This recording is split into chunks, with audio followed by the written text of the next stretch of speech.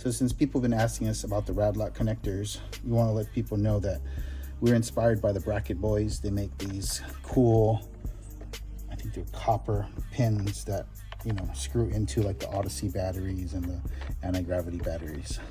They gave us an idea and we're like, hey, what more can we do with this thing on alternators and batteries and grounds and starters? So we're also offering a female version, and this will thread onto alternators and starters. And what we recommend doing is after you put it on, make sure it's threaded all the way down tight, and maybe put like some red heat shrink over it, just the hex side of it, just to make sure it's tight and nothing will do it. Because once you get these over, sometimes there's a little bit exposed connection, just because the height of us getting it to be threaded all the way through. But it's a clean solution, we feel.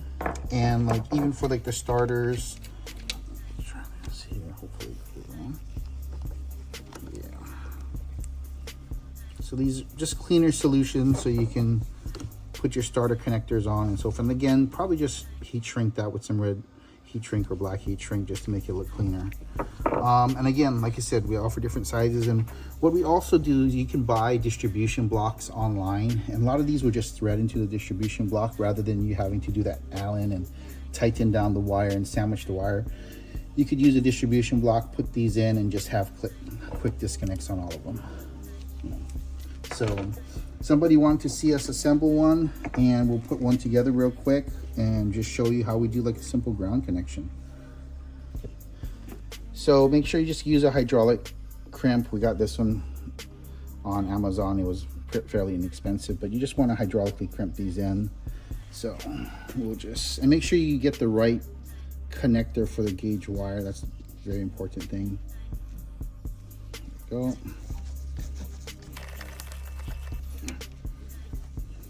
Then we got a connection on there, you know. And then what I like to do is get some heat shrink. And some people will put the heat shrink up to the edge here. I like to go one size bigger and try and get it over the sleeved end here, just so it's a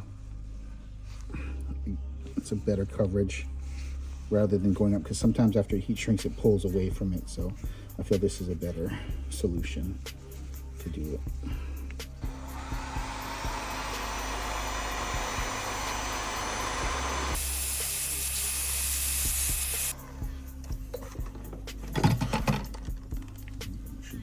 Go.